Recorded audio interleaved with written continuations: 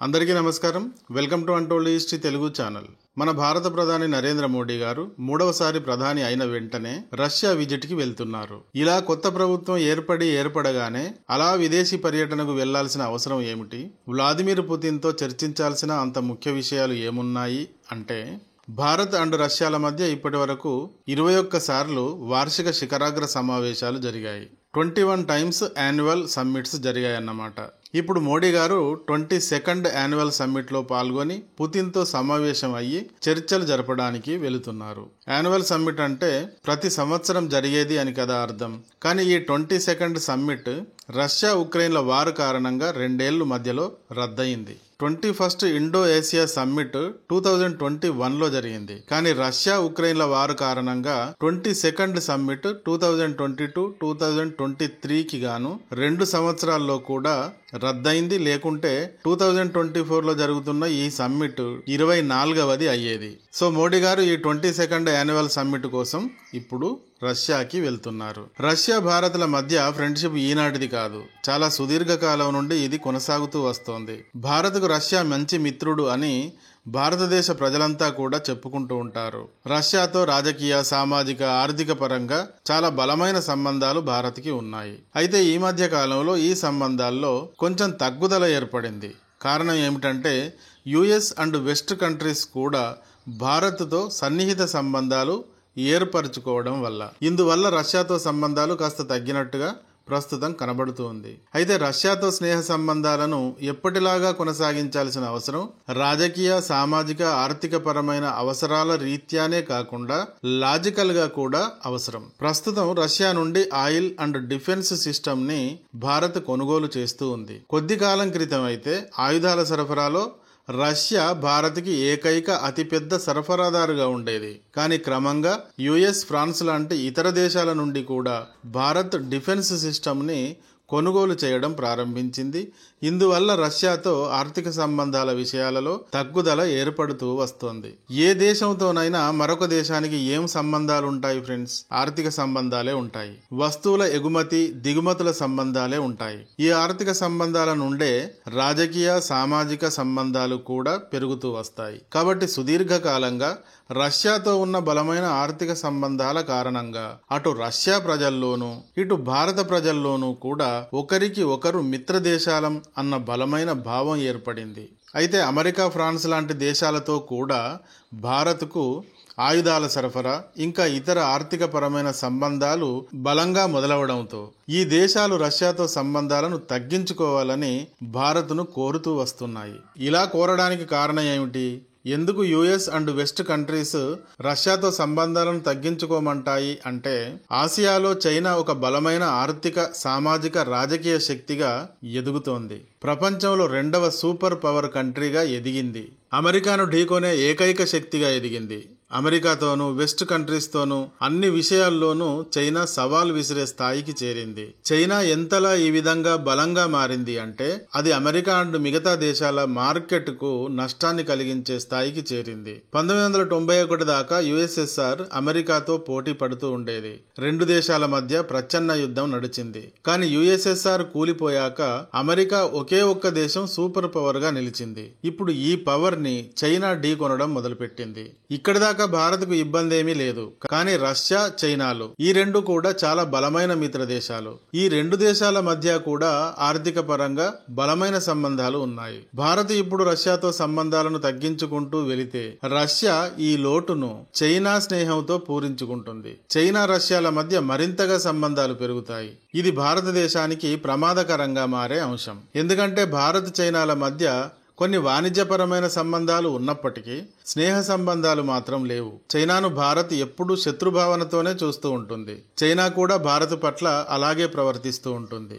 భారత్తో ఉన్న సుదీర్ఘమైన బార్డర్లోని అనేక ప్రాంతాలలోంచి చొరబాట్లకు దిగుతూ ఉంటుంది చైనా. అరుణాచల్ ప్రదేశ్ మాదే అంటూ ఉంటుంది. పాకిస్తాన్తో స్నేహాన్ని పెంచి ఆ దేశానికి న్యూక్లియర్ వెపన్స్ ని ఇచ్చింది. ఇలా చైనా భారత్కు ఒక శత్రుదేశంగానే కంటిన్యూ అవుతూ వస్తోంది. ఇప్పుడు రష్యాతో గనక భారత్ స్నేహ సంబంధాలకు స్వస్తి చెబితే రష్యా, చైనాల మధ్య సంబంధాలు అనివార్యంగా మరింత బలమైనవిగా మారుతాయి. అప్పుడు వెస్ట్లో పాకిస్తాన్, నార్త్లో రష్యా, నార్త్ ఈస్ట్లో చైనా, ఈ 3 దేశాలు భారత్కు నెగిటివ్ అవుతాయి. ఇది భారత్కి తప్పకుండా ప్రమాదకరమైన అంశం. అందువల్ల నార్త్లో ఉన్న రష్యాతో భారత్ తన స్నేహ సంబంధాలను తగ్గనీయకుండా కొనసాగించాల్సిన అవసరం ఉంది. సో ఇందువల్ల ప్రధాని నరేంద్ర మోడీ గారి ఈ రష్యా విజిట్ చాలా కీలకమైనది అనే చెప్పాలి. మోడీ గారు 2019లో ఫార్ ఈస్ట్ సిటీ వ్లాడివోస్టాక్ లో జరిగిన ఎకనామిక్ మీట్లో పాల్గొన్నారు. ఇదే రష్యా విజిట్ కి సంబంధించి చివరిది. తర్వాత రష్యా ఉక్రెయిన్ వార్ వల్ల మళ్ళీ ఎలాంటి విజిట్స్ ఇంతవరకు జరగలేదు. ఈ 5 సంవత్సరాల్లో రష్యా ఉక్రెయిన్ పైన దాడికి దిగిన తర్వాత భారత్ రష్యాను ఈ విషయంగా బహిరంగంగా ఖండించలేదు. ఐక్యరాజ్య సమితి పెట్టిన తీర్మానాలలో కూడా పాల్గొనకుండా భారత్ దూరంగానే ఉంటూ వస్తోంది. రష్యాను ఎక్కడ ఘాటుగా గాని సూటిగా గాని ఇంతవరకు విమర్శించలేదు. తమ సుదీర్ఘ స్నేహానికి ఈ విధంగా భారత్ గౌరవం ఇస్తూనే వస్తోంది. అయినప్పటికీ రష్యా ఉక్రెయిన్ల యుద్ధం భారత్ రష్యా సంబంధాలపైన ప్రభావాన్ని చూపించింది. భారతీయులు చాలా మంది ఉద్యోగాల కోసం రష్యాకు వెళ్లారు. అయితే వీరిలో చాలా మందిని రష్యా సైన్యంలోకి రిక్రూట్ చేసుకున్నారు. అక్కడ ఫైటింగ్ చేయడానికి కనీసం కర్రపట్టి తిప్పడం కూడా తెలియని వీరు వెపన్స్ ను తీసుకుని యుద్ధం ఎలా చేస్తారు? ఇలా సైన్యంలో చేర్చుకున్న వారిలో 2 ఉక్రెయిన్ తో జరుగుతున్న యుద్ధంలో చనిపోయారు కూడా. దీంతో రష్యా సైన్యంలో నుండి భారతీయులను వెంటనే వెనక్కు పంపాలి అన్న డిమాండ్స్ భారత్లో వెల్లువెత్తాయి. ఈ కాంట్రవర్సీని గురించి 2 దేశాల మధ్య చర్చలు జరుగుతూనే ఉన్నాయి. 2 దేశాల మధ్య ఇదొక సమస్యగా ఉంది. ఇప్పుడు ఉక్రెయిన్ యుద్ధంలో పాల్గొంటున్న రష్యాకు చైనా వెపన్స్ ని సరఫరా చేస్తోంది అని యుఎస్ అండ్ వెస్ట్ కంట్రీస్ ఆరోపిస్తూ ఉన్నాయి. ఇదే రష్యాతో భారత్ బలమైన సంబంధాలు కొనసాగిస్తోంది. కాబట్టి యుఎస్ వెస్ట్ దేశాల వల్ల భారత్ పై ఈ విషయంగా ఒత్తిడి ఉంది. ఉక్రెయిన్తో యుద్ధం ఆపాలని రష్యాను భారత్ డిమాండ్ చేయాలి అంటూ. ఒకప్పుడు రష్యా భారత్కు ఆయుధాల విషయంలో ఏకైక సరఫరాదారుగా ఉండేది. కానీ 2009 నుండి 2013లో ఇది 76%, 2019 నుండి 2023 మధ్యలో ఇది 36%కి పడిపోయింది. ఇదే సమయంలో ఫ్రాన్స్ 33% భారత్కి సరఫరాను పెంచింది. ఇంకా యుఎస్ అండ్ ఇతర దేశాలు కూడా భారత్కు ప్రధాన సరఫరాదారులుగా మారుతున్నాయి. భారత్ కూడా స్వయంగా ఆయుధాలను ఇంకా ఇతర వస్తువులను తయారు చేసి ఎగుమతులను ప్రారంభించింది. ఇది కూడా రష్యాతో తగ్గుదలకి కారణం. అయితే ఉక్రెయిన్ యుద్ధంలో రష్యాపై యుఎస్ శాంక్షన్స్ విధించాక భారత్ ఎవరి ఒత్తిళ్లని బెదిరింపులని లెక్క చేయకుండా రష్యా నుండి ఆయిల్ ని దిగుమతి చేసుకోవడం మొదలుపెట్టింది. రష్యా నుండి ఆయిల్ ని దిగుమతి చేసుకునే ప్రధాన దిగుమతిదారుగా భారత్ మారింది. ప్రస్తుతం ఆయిల్ దిగుమతి ఎలా అయ్యిందంటే మే నెలలోనైతే రష్యా నుండి చేసుకునే మొత్తం దిగుమతుల్లో ఆయిల్దే 41%గా మారింది. ఆయిల్ పై రష్యా పెద్ద మొత్తంలో రాయితీ ఇవ్వడం వల్ల ఇది సాధ్యమైంది. అయితే ఇది రష్యాకు $57 బిలియన్ లోటుకు కారణమైంది. ఎందుకంటే ఆయిల్ రేటు తగ్గింది, ఇతర వస్తువుల దిగుమతులు కూడా తగ్గాయి. కాబట్టి ఈ లోటు ఏర్పడింది. ఇలా భారత్ చైనాలకు మధ్య ఉన్న శత్రుత్వంలో రష్యా పాత్రను నిర్ధారించడానికి రష్యా ఉక్రెయిన్ యుద్ధం ముగింపు కోసం తగ్గిపోతున్న రష్యా భారత్ ఆర్థిక సంబంధాలను గురించి దీర్ఘకాల మిత్రుడితో తన మిత్రుత్వాన్ని ఎప్పటిలాగే బలంగా కొనసాగించడానికి రష్యా సైన్యంలోని భారతీయులను వెనక్కి తీసుకురావడానికి భారత్ రష్యాల మధ్య జరుగుతున్న ఆయిల్ అండ్ ఇతర ట్రేడ్ విషయాలను గురించి చర్చించడానికి మోడీ గారు రష్యా టూర్కి 8వ తేదీన వెళుతున్నారు. 8 నుండి 10వ తేదీ మధ్య అక్కడ చర్చలు జరుపుతారు.